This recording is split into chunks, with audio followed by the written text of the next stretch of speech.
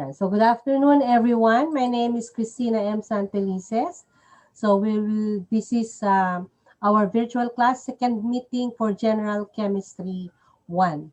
And this afternoon, we will be talking about atoms and molecules, all right? And also ions, okay? But ions come from atoms and molecules, all right? So to start with, let me first discuss yung Dalton's atomic theory because this will give us an insight into the concepts that we will be discussing about atoms and even molecules. Okay, so there are three postulates of the atomic theory and we will elaborate them one by one. Starting with the first statement, which is elements are composed of extremely small particles called atoms. Okay? So all atoms of a given element are identical, having the same size, mass, and chemical properties. The atoms of one element are different from the atoms of other elements. So, anong ibig sabihin nito, class? Okay. Now, if you have, last week we talked about matter, classification of matter, and we have seen that there are only two forms of matter, which is substances and mixtures, okay? And from there, we saw that substances are either elements or compounds. And here, elements. So we have matter, which is element. So what are examples of matter that you know that are elemental in nature? So we have all the metals, basically, mga pure na metals. Kasi pag alloys na siya, hindi na siya element, okay? It's either a substance or a mixture, okay? So element, yeah, it consists, if you try to break them down into this, its smallest particle, you see that we end up with the atom. Kaya sabi dito, atoms of a given element, okay, are the same. So, ibig sabihin, if we take one atom or one element, for example, sodium, a sodium metal, right? And then we divide all the particles of sodium into atoms. So, we have millions of atoms or many, many atoms. Now, all of them are all the same. Okay, the same. Now, the atom is the smallest particle that bears the properties of the element or the matter. You get that? Kaya ibig sabihin, whatever properties the atom has, they are manifested. Okay? Or you can observe them in the element. Okay? Kasi ang nakikita natin yung element, yung matter. Okay? Hindi natin nakikita yung atom. Okay? So if we get two atoms from sodium, they are the same. If we get two atoms from magnesium, they are the same. But if we take out a sodium atom and a magnesium atom, since they came from two different elements, they are different. Okay? Is that clear? I hope that's clear. Okay, number 2. Compounds are composed of atoms of more than one element. Okay? In any compound, the ratio of the numbers of atoms of any two of the elements present is either an integer or a simple fraction. Okay. To understand this class, let us just view this or see this in the context na lahat ng compounds are just made up of two or more elements which are not just combined in any way, but they are combined in a definite and fixed proportion. Yun yung ibig sabihin yan. That is why sabi natin in our previous lesson that different substances, okay, because of their composition, okay, and fixed composition, they have distinct properties. Like for example, di ba? O sige, mamaya. Let's ano na lang ito. So compounds are composed of atoms of more than one element. Okay, so let's take a look at the compound H2O. Ayan, kasi common yung H2O, water. Yeah, in fact, class, scientifically, water as a name for H2O is already accepted. Pero following our system of naming, it should be hydrogen oxide, o di ba? So, water is already accepted. Kaya nga, pag kumakain kayo sa canteen, you don't say, pahingi nga po ng hydrogen oxide. Oh, you just say, pahingi nga po ng water. Anyway, side ano lang yun. Alright, so, H2O, water, okay, anong composition niya? A hydrogen atom, 2 hydrogen atoms, and 1 oxygen atom. Okay? Alright. Hydrogen, as atom, has its own distinct properties. Okay? It is a gas. It burns in air, very light. Diba? And then, it's toxic. We cannot really inhale so much hydrogen. Oh, medyo toxic siya. But on the other hand, oxygen is also a gas. O2, oxygen gas. Diba? Kasi ito yung dalawang atoms that make up H2O or water. Tama ba? Oxygen, ano yung distinct properties niya? It's a gas. And then, we inhale oxygen. Pag walang oxygen, dedo tayo. Tama ba? Because oxygen is important in all of our various metabolic processes.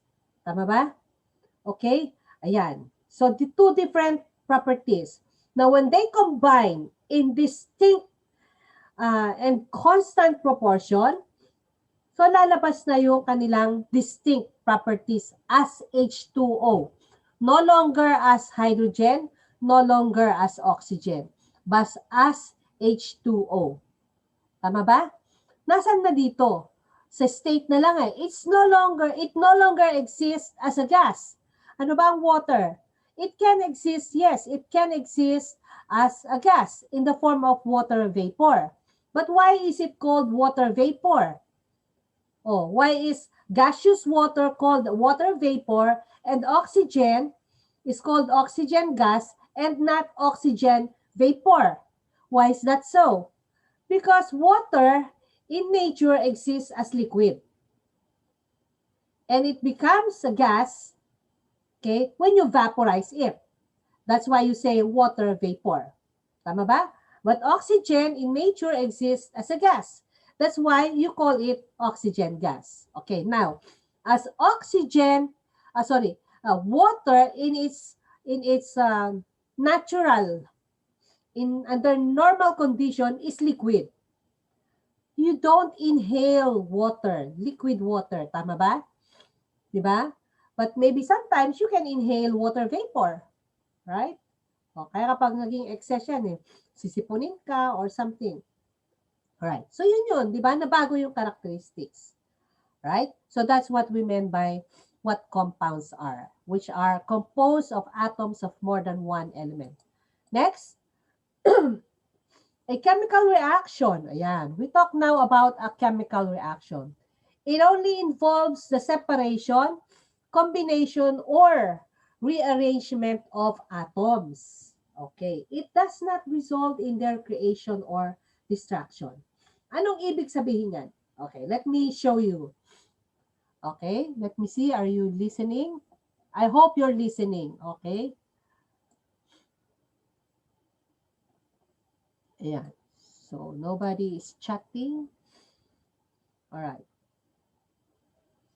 O, sige, tingnan natin. Ano ibig sabihin ng statement number 3 or postulate 3 of the atomic theory? A chemical reaction involves only the separation, combination, or rearrangement of atoms. It does not result in their creation or destruction. Okay, so let's take a look at that. Hydrogen, 2 atoms of hydrogen combines, so that is why we say combination, with 1 atom of oxygen to form H2O. Anong ibig sabihin ng statement number 3? Even as H2O, okay, the identity of the hydrogen atom in H2O, okay, and the identity of oxygen atom in H2O remain the same. Okay? Ano lang ang nabago? Okay? As H2O, okay, instead of individual atoms as hydrogen and oxygen naging molecule. Okay? And as a molecule and a particle, ano yung matter dito? The matter that we're talking about here is water. Tama? We see water. Okay? But we do not see H2O molecules. Ikaw ba pag umiinom ng tubig, nakikita mo, ito yung mga H2O molecules. You don't see that. Okay? But you see the whole liquid water. Nakuha nyo? And the molecules are the particles that bear the properties of the compound. Because here we're talking of what kind of substance already? The compound. Okay?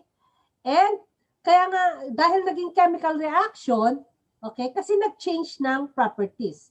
From hydrogen and oxygen, nawala na yung oxygen and hydrogen as they are, naging H2O na. Okay? So, it resulted from a chemical reaction, which is the combination. Now, if we go the other way around, then that would be separation. Okay?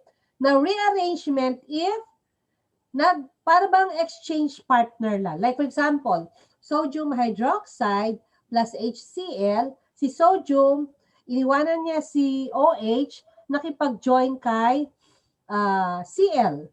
And then si hydrogen kay HCl, iniwanan niya si Cl, nakipag-join kay OH, na iniwanan ni sodium. So, yan yung rearrangement. Okay? I hope you can imagine that. And that is rearrangement. Kaya nga, di ba,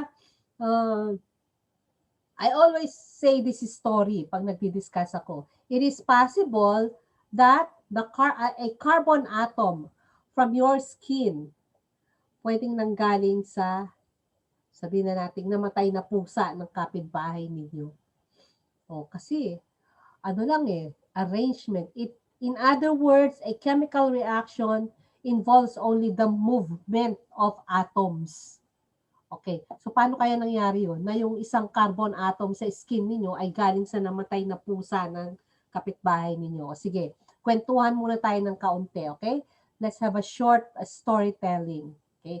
You know very well that, from photosynthesis, carbon dioxide plus water, then you produce biomolecules, okay? Then there's a growing plant. So, saan galing yung carbon doon? From CO2. Okay? CO2. Yun. So, nakuha nyo, ha? Tapos, nag-grow ng plant, kaya kinain ni, probably, I don't know, kinain siguro ng daga or something, tapos kinain ng pusa niyo yung daga. Di ba? Pag nag-decompose, namatay yung pusa, okay? Ano yung ultimate products ng decomposition? Carbon dioxide and water. Okay? So probably from there, nung kinain yung halaman, yung carbon from the halaman napunta sa cells ng nanay nyo. Something like that. Okay? So I hope you see that it's only through movements of atoms. Okay? So let us continue. Okay? All right. Now, if we take a look at the atomic theories, the Dalton's atomic theories, you may think that the atoms are indivisible or uncuttable. Di ba? In fact, class, the word atom came from the Greek word atomos. Okay, ano ba ibig sabihin ng atomos? Atomos means uncuttable or indivisible. Okay, now, that concept is true in the sense that the atom is the smallest particle that can bear the properties of the substance, the element. And the molecule is the smallest particle that can bear the properties of the compound. Okay? Or nakuha niyo yan, ha? Guess niyo yan. But then again, because of the advancement of technology, it was discovered how, in what way? That's for you to read. Yan. So, I want you to read through how the subatomic particles were discovered. So, these were discovered through various experiments or whatever. But you can see that the subatomic particles are electrons, protons, and neutrons. Okay? Can you see that from the table? Ayan. So ito yung mga actual characteristics of the subatomic particles. So every atom, okay, listen here. Every atom is consists or composed of these subatomic particles. Okay, para bang lahat ng bahay ay gawa sa hollow blocks. O kahit nasabihin mong ngayon siguro mapuwera bahay kubo yan, ano? Pero yung modern bahay kubo ngayon, meron pa ring hollow block kasi yung poste siguro or something like that. But every house gawa sa hollow block, di ba? So parang ganun din, lahat ng atom meron itong mga ito. So these are the building blocks of every atom. So all atoms are composed of electrons, protons, and neutrons. Okay, now, my question is this. Listen. Listen here. Okay? If a sodium atom is different, sige, ganito na lang muna. If I get two atoms from sodium, they are the same. Tama? They are the same, right? Okay, just give me a thumbs up if it's right, if you agree. Okay, or you can message me in the chat box. Okay? Yan, para madali.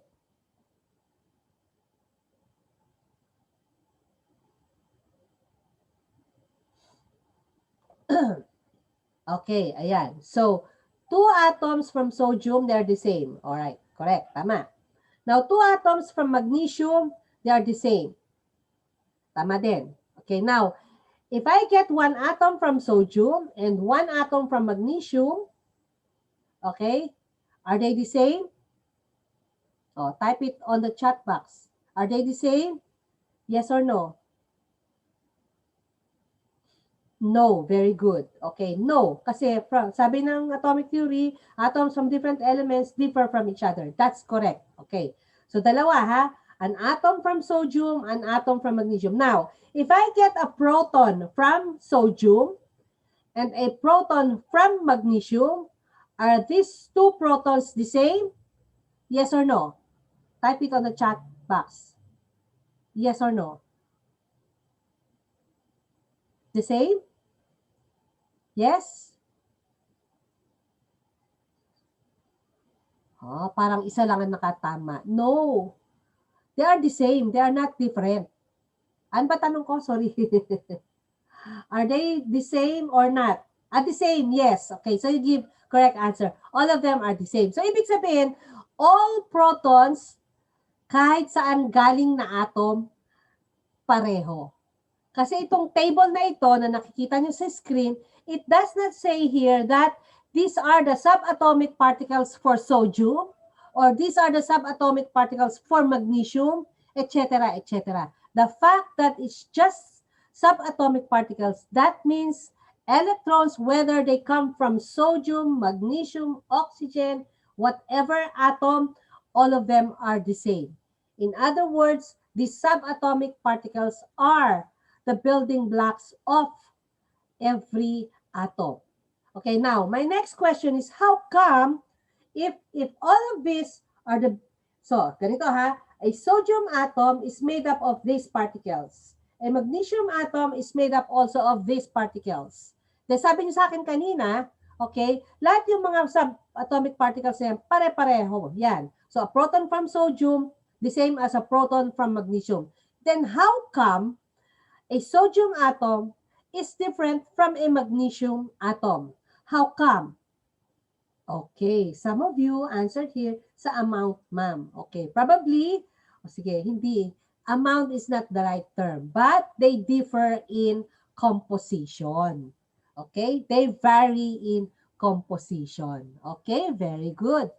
Yan, not measures amount. No? Sorry, let me correct you on that. They have varying composition. Okay, all right. So let's continue. Okay, ayan. So, if you're given an element X, okay, so this is just a hypothetical element, ha? Wala namang element na X, tama? Oh, so, this represents any element. And you're given this symbol, okay?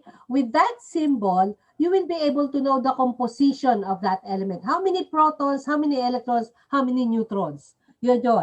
knowing if you're given this symbol. Okay? So, why? Okay, ano ba yung A? Ano ba yung Z? Okay, so let's take a look at that. Z is the atomic number of the atom. Okay, it represents the number of protons in the nucleus of each of an element. Okay, now look at this. Hello? If Z is the number of protons, okay, let's see. Hydrogen, in the periodic table, the atomic number is 1. Tama? Helium, in the periodic table, has the atomic number 2. O, dyan pa lang, magkaiba na. Have you seen two elements in the periodic table na pareho ang atomic number? Ha? Have you seen? Wala po. Yes, very good. Wala. O, dun pa lang, that explains already the question, why is an atom from sodium different from the atom from an atom from sodium? So, dyan pa lang. Of course, there are other things that make them different from each other. Okay? Yun, because, yan. And in fact, class, because no two elements have the same atomic number, the atomic number, okay, can be the identity of the element itself. Like for example, if you say atomic number 4, oh, hindi yan oxygen, hindi yan lithium, but it's carbon because only carbon has an atomic number that is 4. Kahit hindi mo sabihin yung name ng element, you know that it's carbon just from the atomic number. Okay? Okay, class? All right. Now, what about A? Yan. A is mass number. Okay? It represents the total number of neutrons and protons present in the nucleus of the atom of an element. Okay? Yan. Now, let us recall that based from the model of the structure of atoms, no, from our knowledge of the model of the structure of atom, we have one that has a core, o parang yung solar system, di ba? We have the sun and then the different planets orbiting around the sun. Now, for an atom, you imagine the sun to be the nucleus and the various electrons to be the different planets. However, the elements occupy orbitals that are constantly spinning around the nucleus of an atom. Okay, so there's a lot of reasons for that. Hindi natin muna i-discuss dito. Maybe a little later on. Okay? Yan. Okay. So, that's it. Now, alam nyo din from previous knowledge that okay, a neutral atom has equal number of protons and electrons because kanina doon sa table nakita natin. So, let's go back to the table. Sorry.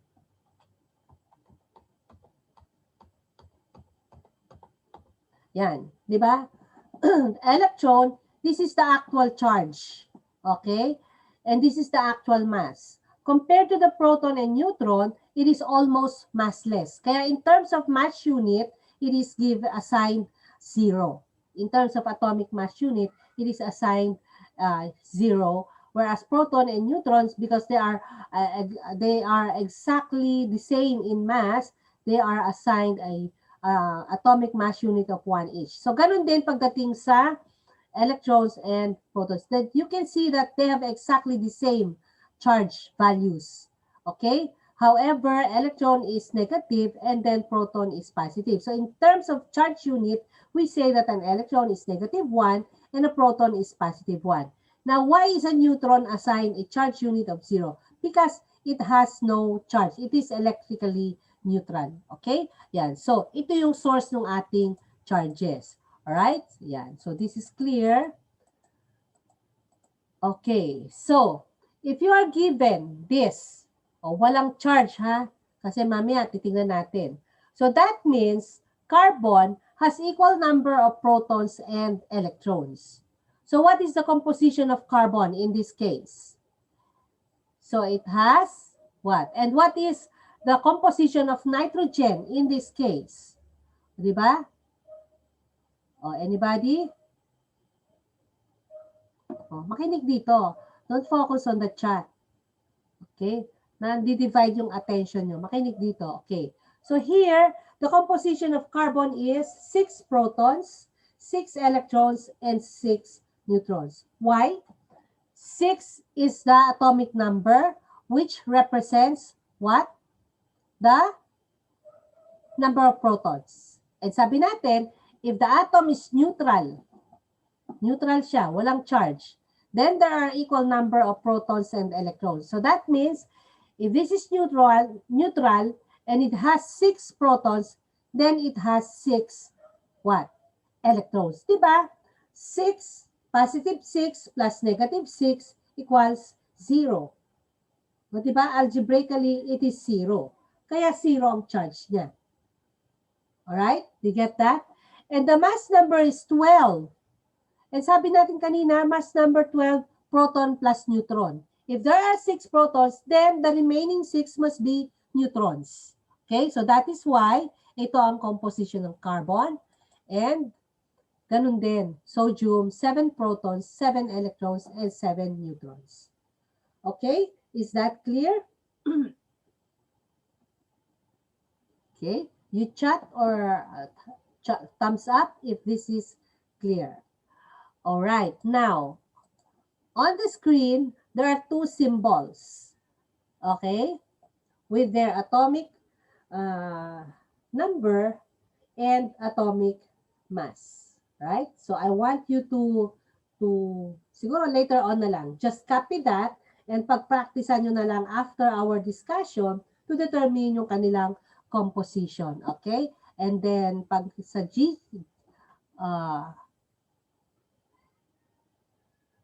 11, paano naging 11 protons? Ay, okay, so for sodium, okay, 11 protons, 12 neutrons, 11 electrons. Okay, very good, Mr. Harold John Besario. Okay, very good. O yan, guess na niya. O, sige, kayo na magtuloy later on, alright? So let us continue. What about this one? Take a look at the screen, guys. Mamaya nyo na gawin yung inyong exercise. Okay? Mamaya na. Take a look at the screen. Okay, you have 2 atoms. Are they different atoms? Oh, i-chat nyo, yes or no. Are they different atoms? No. Okay, why not? Why not? Why not? Tama yung sagot nyo. Same element. What makes them the same element? Aside from same symbol? Okay, very good, Mr. Gerbert Colaste. They have the same atomic number.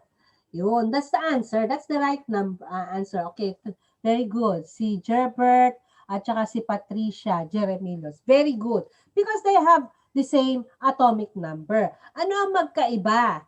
Magkaiba ang mass number. Okay, another example.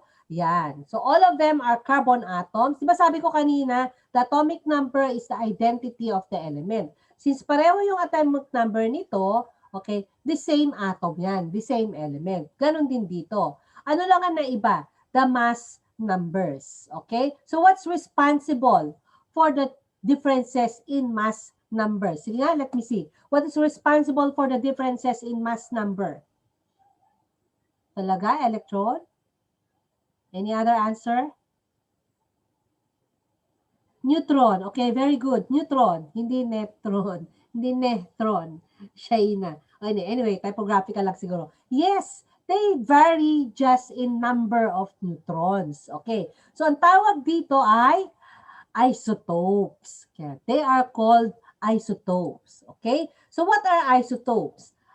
Atoms of the same atomic number but different mass numbers are called isotopes. So, ibig sabihin, they have the same number of protons and pag walang charge, they also have the same electrons. They differ only in number of neutrons. Okay, very good. Ayan, I'm so glad that you can follow our discussion. Okay, remember that mass number refers to protons and neutrons. Okay, very good. Ayan, pag nagpe-pay attention, you can easily answer. Ang dali-dali lang naman ng topic natin eh, okay? Alright, what about ions? Ayan, okay, dito na tayo sa ions. When an atom has equal number of protons, okay, and that should be electrons, class, ha? Sorry, hindi yan neutrons. Paki-correct nyo. If you are copying that or taking a picture of that, okay, paki-change. When an atom has equal number of protons and electrons, that should be electrons, okay? Normally, the atom is electrically neutral, okay? However, if an atom loses one or more electrons, it becomes positively charged. Take note here, losing. When electron is lost, okay, bakit nagiging positive? Anybody? Can you chat the answer on the chat box? Bakit nagiging positive? When an electron is lost from an atom, bakit nagiging positive? Mas lamang, wait, yes, correct. Mas lamang na yung protons. Okay, very good. Ayan, ang galing nitong si Gerbert Colaster. Okay, yan, mas lamang na. Because, yun ang positively charged yung protons, di ba? So, on the other hand, if an electron is gained, mas lamang na yung electron, and an electron is negatively charged, then the atom becomes negatively charged. And if that case now, when this happens, an ion is already formed, okay? So therefore, an ion is any charged particle which is simply an atom that has lost or gained electrons, all right? So for now, we will focus on an atom that lost or gained electrons. Kasi meron ding charged particles that are molecules. Okay? O kasi merong compounds di ba? Yung particle ng compounds ay molecules. Ng element, atoms. Okay? But for now, dito muna tayo. Dito muna tayo sa kasi nga, dalawang klase yung ions, di ba? We have a monatomic ion, okay, which is consists of just one kind of atom, one atom only. And then, like for example, mamaya, I'll give you examples. And then, we have polyatomic ions, o yung mga sulfate ion, carbonate ion, okay, but that would be a topic, I guess, for another, a subject for another topic, okay? So, later on natin pag-uusapan yun, alright? So, for now, I hope you understand how ions are formed, okay? And the types of ions are either a positive ion, which we call cation, or a negative ion, which we call an anion. So that's why when you encounter the word cation, that means a positive ion, whether it's a monatomic or polyatomic ion, okay? When you encounter the word anion, it's a negative ion, whether monatomic or polyatomic ion. Okay. Now, the composition of ions, kagaya kanina, di ba, meron tayong symbol ng X tapos A and C. Pwede rin yan, ma-determine natin yung composition ng ions using the same symbol.